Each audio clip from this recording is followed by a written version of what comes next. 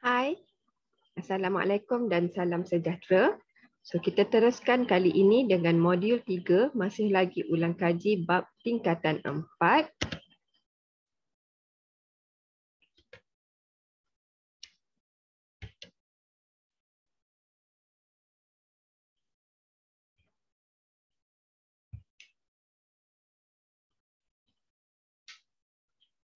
Okey, untuk soalan ini, modul 3 berkaitan dengan bab 5, metabolisme dan enzim. Ya. So, rajah 1 menunjukkan mekanisme tindak balas enzim P yang membantu di dalam proses pencernaan laktosa. Alright. So, dekat sini, dia dah mention berkenaan dengan laktosa. Diagram 1 shows the mechanism of enzyme P reaction that helps in the digestive process of lactose. Ya. So, untuk tindakan enzim kali ini, mestilah dia spesifik dengan laktosa. Okey, pencernaan laktosa. Sebelum kita bincang tentang jawapan, so let's look about the facts of polymerization. Okay? Pembinaan polimer daripada monomer ataupun disakarida. So glukosa dan glukosa bergabung akan membentuk maltosa. Okay? Cara nak ingat ialah mal. Glukosa plus galaktosa, dia akan jadi laktosa, galak, lak. Glukosa dan fruktosa akan menjadi sukrosa, fruk dan suk. Okey. So dengan adanya panduan ini, okey, yang kamu ingat, insya-Allah kamu akan boleh menjawab soalan bagi 1A. So namakan P, Q dan R. P ialah enzim. Kerana kita tahu pada awalnya sehinggalah dia menjadi ke akhirnya ini, dia tidak berubah bentuk. So P ialah enzim. Tetapi enzim ini mesti ada nama yang spesifik kepada substratnya, iaitu laktosa. So P ialah lactase. Ya. Dan Q pula ialah hasil. Q dan R ialah hasil kepada tindak balas enzim dan juga laktosa ini. So, untuk hasil kita rujuk di sini, glukosa plus galaktosa akan menjadikan laktosa. So, perkara yang sebaliknya akan berlaku dalam tindak balas ini, iaitu laktosa akan dipecahkan menjadi glukosa dan galaktosa. So Q dan R boleh kamu letak di mana-mana jawapan. Sama ada Q, kalau Q kamu tulis glukosa, maka R ialah galaktosa. Ataupun sebaliknya, kalau Q ialah galaktosa, maka R ialah glukosa. Okay, yang penting ada dua monosakarida yang membina laktosa. Okay, yang membina laktosa di sini.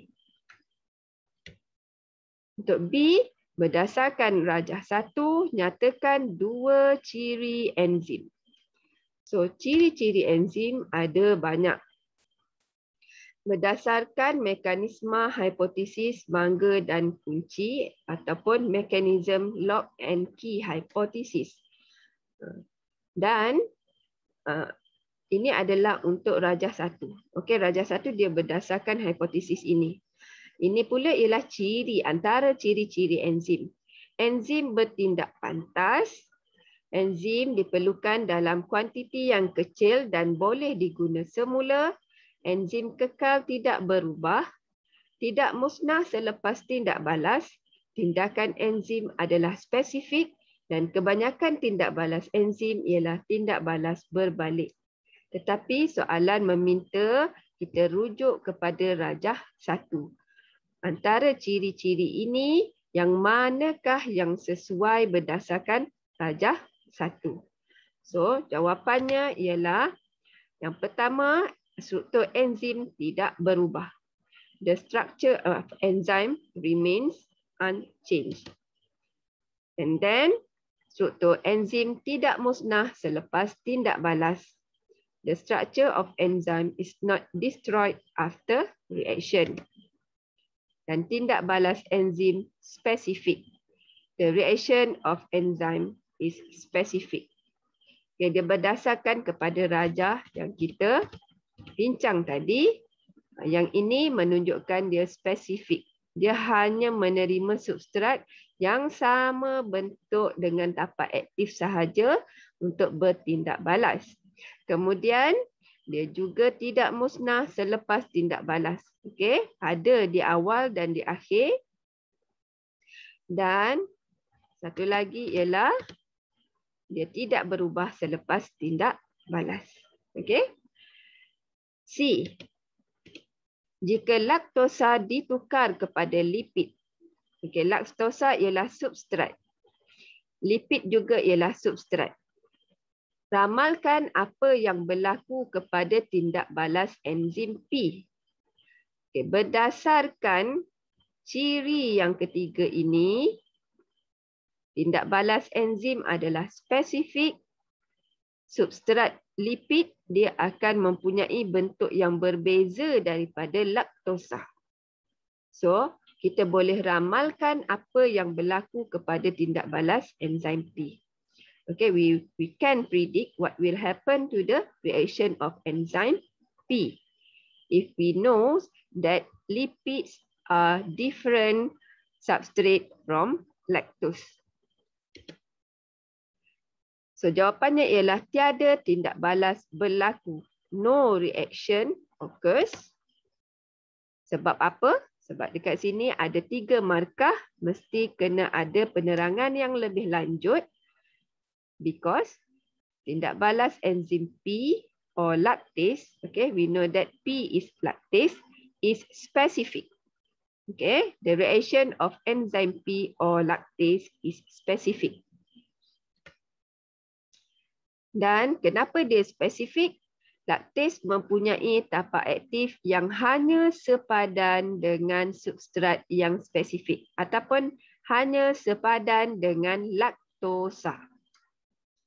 Lactase has active site that complements a specific substrate or lactose. So, ini akan memberikan 3 markah kepada kamu. Kamu juga boleh tambah hipotesis mangga dan kunci menunjukkan. Okay? Ini berdasarkan rajah 1 lah. Menunjukkan enzim diwakili oleh mangga manakala substrat diwakili oleh kunci. Kita nak tunjukkan bahawa hanya kunci yang spesifik sahaja boleh membuka mangga. So, lock and key hypothesis shows enzyme is represented by a lock and the substrate is represented by a key. Pun boleh menyumbang markah kepada soalan ini.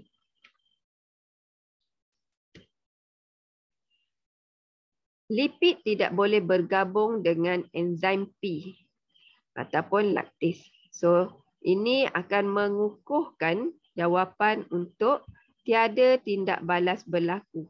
Kenapa tiada tindak balas berlaku? Kerana lipid tidak boleh bergabung dengan enzim P ataupun lactase. Lipid cannot bind with enzyme P or lactase. Soalan yang kedua, rajah 2 menunjukkan jus apel yang dihasilkan daripada ekstrak buah apel. Apel mempunyai pektin yang banyak untuk membantu melekatkan sel-sel bersama. Okey, ada hint di pernyataan iaitu dia mempunyai pektin untuk membantu melekatkan sel apel bersama-sama. Diagram 2 shows apple juice produced from apple fruits extract. Apple have a lot of pectin to help cells to stick together. Namakan enzim yang digunakan dalam penghasilan jus di atas. Namakan enzim, name enzyme used in juice production above. So if you look in the textbook, okay, we can find pectin. The enzyme that work on pectin is pectinase. Okay, so jawapan dekat sini ialah pectinase B. Fakta tentang aplikasi enzim di dalam industri ialah enzim tersekat. Namanya ialah enzim tersekat gerak. Kamu boleh rujuk maksud enzim tersekat gerak ini di dalam buku teks kamu. Amylase, lipase, protease digunakan dalam industri biodeterjen untuk menanggalkan kotoran dengan lebih berkesan. Industri barangan kulit pula menggunakan tripsin untuk menanggalkan bulu daripada kulit, dan protease juga digunakan untuk memisahkan kulit ikan daripada isinya. Okay, ada pelbagai lagi jenis enzim yang digunakan dalam industri. B. Terangkan tindakan enzim yang dinyatakan di 2A dalam penghasilan jus apple. Explain the action of the enzyme mentioned in 2A in the apple juice production. Tindakan enzim yang kita perlu nyatakan di sini ialah pectinase tadi. So bagaimanakah pectinase tadi membantu dalam penghasilan jus apple? So enzim pectinase dia bertindak terhadap pektin. Pektin ada di dalam pernyataan. So pectinase dia bertindak terhadap pektin. Pectinase act on pectin. Pektin ialah substrat kepada pectinase. Pectin is a substrate to the pectinase. Pectinase menguraikan. Okey, teacher lebih suka kalau kamu menggunakan perkataan menghidrolisis pectin. Pectinase break down or hydrolyze pectin ataupun okey, ni tak ada. No reaction occurs, ni silap ya. Pectinase break down or hydrolyze pectin in English. Pectinase menguraikan atau menghidrolisis pectin. So, tanpa pektin, pada awalnya tadi teacher dah gariskan dalam pernyataan soalan, tujuan pektin adalah nak menggabungkan sel-sel apple bersama. So, dengan tak adanya pektin, selepas diuraikan ataupun dihidrolisis oleh pectinase, sel-sel apple tidak lagi melekat bersama-sama. Without pectin, apple cells not stick together. Memudahkan untuk memerah atau mengekstrak jus daripada buahnya. So, apabila tiada pektin, ia akan memudahkan untuk kita memerah ataupun mengekstrak jus daripada buahnya. So, it makes us easier to squeeze or extract juice from the fruit. And also we can put the product. Okay, the product tujuannya sebab dia digunakan dalam industri, of course lah untuk meningkatkan penghasilan jus or to increase juice yield. C. Protease dan lipase biasanya digunakan dalam industri makanan bayi. So, kenapa? Bayi masih tidak boleh menghasilkan enzim yang cukup. Okay, selain dia tak ada gigi. Okay. Mungkin pada 6 bulan tu ada bayi yang masih tiada gigi. Okay, tetapi sebenarnya adalah untuk kerana bayi itu tidak boleh menghasilkan enzim yang mencukupi lagi. So baby still not able to produce enough enzyme. Protein dan lipid ialah molekul yang besar. Protein dan lipid are large or complex molecule. So protease dan lipase dia akan menguraikan, menghidrolisis, mencernakan. Okay, untuk proses pencernaan kita boleh gunakan kata kerja mencernakan makanan kepada molekul yang lebih ringkas. Ya, breakdown or hydrolyze or digest food into a simpler molecules or pre-digest food. So dia akan memudahkan bayi untuk menyerap nutrien daripada makanan tersebut. Okay, to make it easier for baby to absorb the nutrient. Okay, untuk bahagian AC, bahagian B di sini kita lihat darjah 3.1 proses penghasilan enzim extrasel. Okay. Ni nampak extra sel, dia membebaskan enzim di keluar sel. Terangkan peranan P, R dan S dalam penghasilan enzim extrasel 4 markah. So apa yang nak diceritakan dekat sini ialah dia suruh terangkan. So yang pertama, teacher suka kalau kamu beritahu dulu apakah P, jasad Golgi, untuk panduan kepada kamu apakah fungsi P di dalam penghasilan enzim extrasel. Okay. Jadi jasad Golgi mengubah suai protein kepada enzim. Okay. P is Golgi apparatus. Protein is modified into enzyme. Okay. Itu untuk P. R ialah vesikel rembesan ataupun secretory vesicle. So vesikel rembesan dia akan mengangkut, okay, dah daripada jasad Golgi tadi, dia akan mengangkut enzim ke membran plasma. Okay, membran plasma. So R is secretory vesicle to transport enzyme towards the plasma membrane. Vesikel rembesan bercantum dengan membran plasma dan merembeskan enzim keluar sel. Secretory vesicle fuses.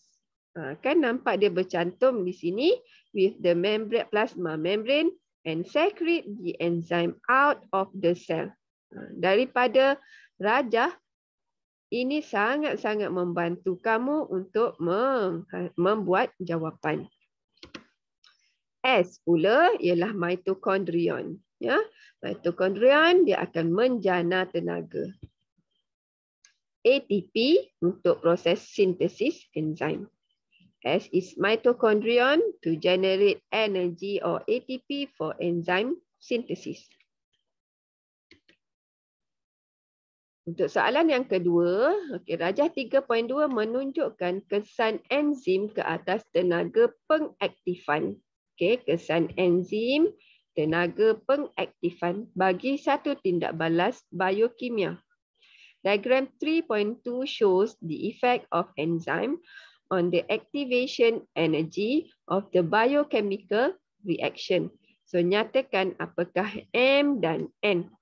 So dekat sini dia dah tulis tenaga di dalam sistem.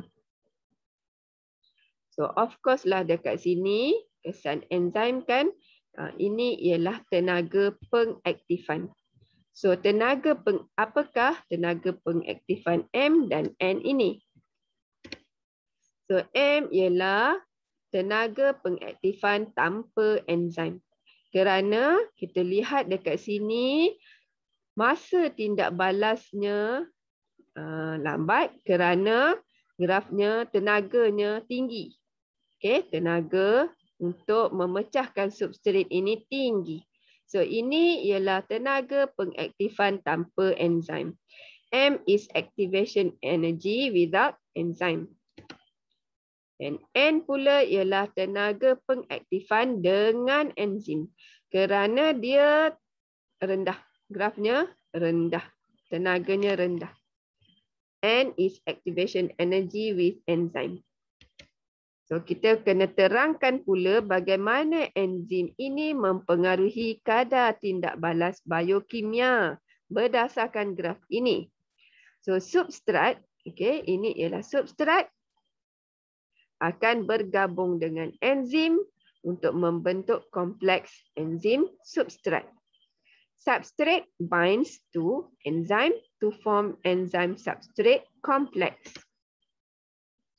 Apabila mereka bergabung, akan menurunkan tenaga pengaktifan tindak balas.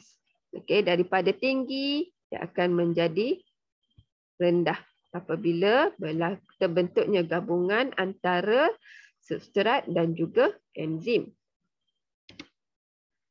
Dan ini akan memudahkan tindak balas biokimia berlaku. Okay. So, it will make the biochemical reaction that occurs become easy. Meningkatkan atau mempercepatkan kadar tindak balas. Apabila tenaga pengaktifan menjadi rendah, maka masa tindak balas akan menjadi lebih cepat. Ya, mempercepatkan kadar tindak balas. Dan produk ataupun hasil dapat dihasilkan dengan kadar yang cepat. Product is produced at faster rate. Okay, so dekat sini ada 1, 2, 3, 4, 5, 6, 7. Okay, 7 poin tapi untuk markah 6. So pilihlah yang mana-mana yang memudahkan kamu untuk ditulis dalam esei. So itu sahaja untuk malam ini. Cikgu harap ada info yang berguna untuk kamu gunakan ketika menjawab peperiksaan bagi soalan bab 5 berkenaan dengan enzim. Okey, itu sahaja. Bye. Assalamualaikum dan selamat malam.